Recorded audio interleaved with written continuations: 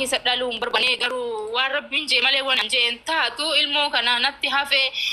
hanga baatii 8 ilmoo kana mana arabaa keessa dalagadhe hammaama kana ofirra taa'ee dhiqee mana kana ofirra taa'ee xaragee waa meeqa ta'ee ba'aa bu'ii meeqa argee baatii 9 kiyya guuttadhee mucaa kana dahee inni shurtaan qabdee biyya galee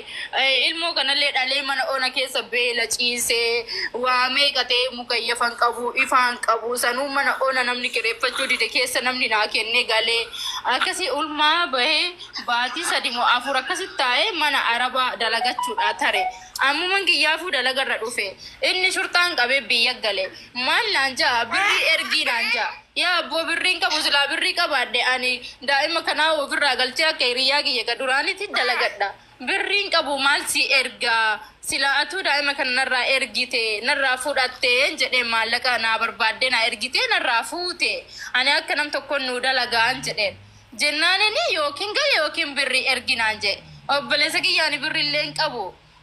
akkanatti illee harka qullaan galu anin tun bahara kanarra baatii meeqa laga kanarra taa'ee beelee waa meeqa tahee dhufe haadhatiyya miskiina namalee hin qabdu natu ummaatiyya qarqaaraa eega dhufe ummaatiyya umaan gooneeffisi jalan jira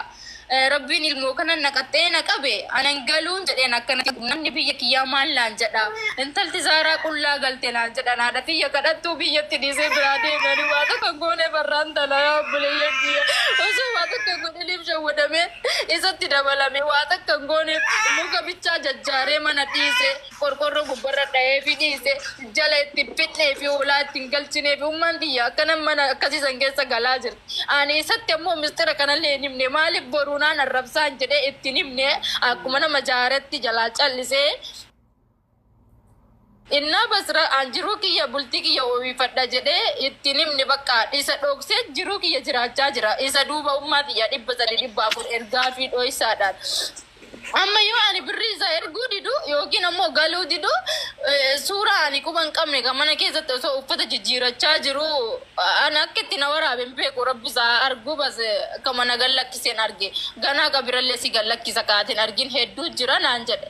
ani gisee kana bakka ilmaan oromoo osoo isin jirtani qaama kiyya namtichi kun ol nan baasiniiti sagalee naa tahaa tiktokii isaa naa gubaa jedhe achirra dubbachuu eegalee achirratti ol ba'e ani awwala ani mana arabaa keessa obseetiin daa'ima kana baadhadhe subii kana nakaasanii fuxuura hojjedhu naan jedhan mana dalagi naan jedhan baadhadhe daa'ima kana ka fuxuura kiyya nyaateen mana kana naddafee ilmoo kana irraa dhiqee raffisee